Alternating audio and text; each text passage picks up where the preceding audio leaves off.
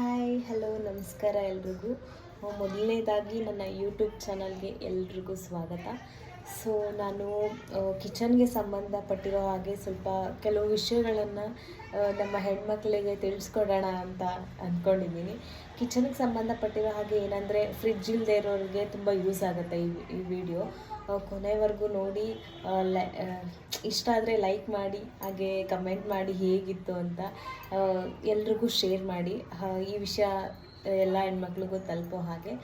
So ಏನಪ್ಪ ಅಂದರೆ ಕಿಚನಲ್ಲಿ ಅಡುಗೆ ಮನೇಲಿ ಮುಖ್ಯವಾಗಿ ನಮಗೆ ಸೊಪ್ಪುಗಳೆಲ್ಲ ಎಷ್ಟು ಇಂಪಾರ್ಟೆಂಟ್ ಅಲ್ವಾ.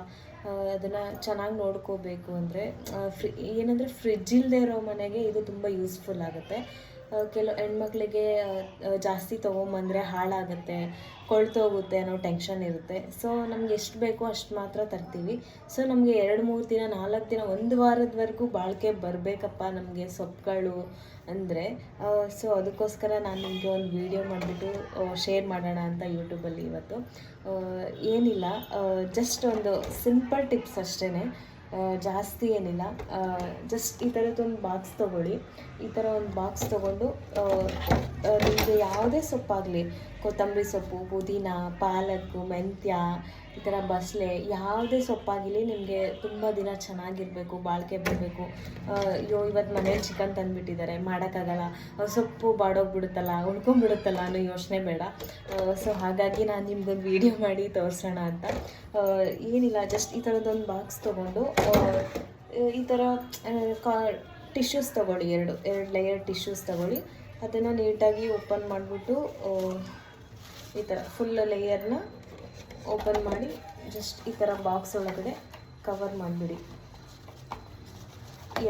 ಒಂದು ತೊಗೊಂಡ್ರೆ ತುಂಬ ವೆಟ್ನೆಸ್ ಇದ್ದರೆ ಬೇಗ ಟಿಶ್ಯೂ ಹೋಗಿಬಿಡುತ್ತೆ ಅಂತ. ಸೊ ನಾನು ಅದಕ್ಕೆ ಇಲ್ಲಿ 2 ಟಿಶ್ಯೂಸ್ನ ಹಾಕ್ಕೊತಾ ಇದ್ದೀನಿ.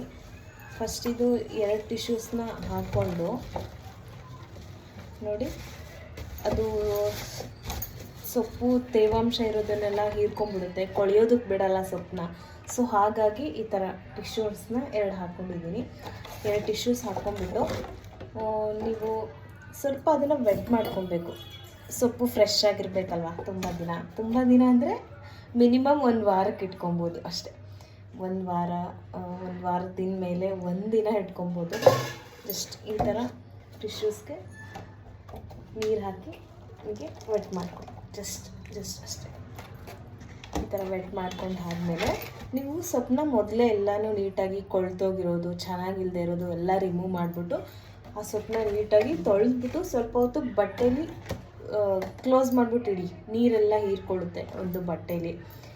ನೀರೆಲ್ಲ ಹೀರ್ಕೊಂಡು ಆದಮೇಲೆ ಆ ಸೊಪ್ಪನ್ನ ನೋಡಿ, ನಾನು ಆಲ್ರೆಡಿ ಎಲ್ಲನೂ ವಾಶ್ ಮಾಡಿ ಕೊಳ್ತೋಗಿರೋದೆಲ್ಲ ರಿಮೂವ್ ಮಾಡಿಬಿಟ್ಟು ಇಟ್ಟಿದ್ದೀನಿ. ಸೊ ನೋಡಿ, ನಾನು ಇದರಲ್ಲಿಟ್ಟು ಆಲ್ರೆಡಿ 3-4 ಡೇಸ್ ಆಗಿದೆ. ಸೊ ಸೊಪ್ಪಿನೂ ಎಷ್ಟು ಫ್ರೆಶ್ ಆಗಿದೆ ಅಂತ. ಈಗ ಮತ್ತೆ ಚೇಂಜ್ ಮಾಡ್ತಾಯಿದ್ದೀನಿ ಟಿಶ್ಯೂಸ್ನ. ನೀವು 2-3 ಡೇಸ್ಗೊಂದ್ಸರಿ ಚೇಂಜ್ ಮಾಡ್ತಾಯಿರಿ ಟಿಶ್ಯೂಸ್ನ. ಆಗ ಸೊಪ್ಪಿನೂ ತುಂಬ ಫ್ರೆಶ್ ಆಗಿರುತ್ತೆ. ಚೆನ್ನಾಗಿರೋ ಸೊಪ್ಪು ಈಗ ಇದರೊಳಗಡೆ ಇಡ್ತಾ ಇದ್ದೀನಿ. ಸೊ ನೋಡಿ, ಈ ಥರ ಇಟ್ಬಿಟ್ಟು ನೀವು ಕೊಳ್ತೋಗಿರೋದೆಲ್ಲ ಈ ಥರ ಇದ್ದರೆ ರಿಮೂವ್ ಮಾಡಿಬಿಡಿ, ಹಾಳಾಗಿರೋದು. ಮತ್ತು ಇನ್ನು ಮಿಕ್ಕಿದ್ದು ಹಾಳಾಗಿಬಿಡುತ್ತೆ.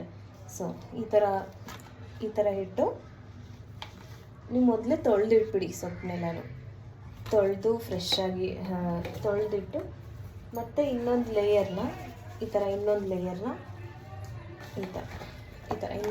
ಲೇಯರ್ನ ತೇವಾಂಶ ಏನಾದರೂ ವೆಟ್ನೆಸ್ ಇದೆ ಜಾಸ್ತಿ ಅಂದಾಗ ಅದೆಲ್ಲ ಹೀರ್ಕೊಳ್ಳುತ್ತೆ. ಈ ಥರ ನೀಟಾಗಿ ಬಿಟ್ಬಿಟ್ಟು ಈ ಥರ ಕ್ಲೋಸ್ ಮಾಡಿಬಿಟ್ಟು ನಿಮಗೆ ಎಷ್ಟು ದಿನ ಬೇಕು ಅಷ್ಟು ದಿನ, ಮಿನಿಮಮ್ ಅಂದರೂ 1 ವಾರದವರೆಗೂ ಸೊಪ್ಪು ಫ್ರೆಶ್ ಆಗಿರುತ್ತೆ. ಇದೇ ಥರ ಇನ್ನೂ ಟಿಪ್ಸ್ ಬೇಕು ಅಂದರೆ ನಮ್ಮ ಚಾನಲ್ನ ಸಬ್ಸ್ಕ್ರೈಬ್ ಮಾಡಿ, ಲೈಕ್ ಮಾಡಿ, ಹಾಗೆ ಗೊತ್ತಿಲ್ಲದೆ ಇರೋ ಎಲ್ರಿಗೂ ಈ ವಿಡಿಯೋನ ಶೇರ್ ಮಾಡಿ. ವಿಡಿಯೋ ಇಷ್ಟ ಆದರೆ ಲೈಕ್ ಮಾಡಿ. ಥ್ಯಾಂಕ್ ಯು, ಬಾಯ್. ಮತ್ತೆ ನೆಕ್ಸ್ಟ್ ವಿಡಿಯೋದಲ್ಲಿ ಸಿಗೋಣ, ಓಕೆನಾ? ಬಾಯ್.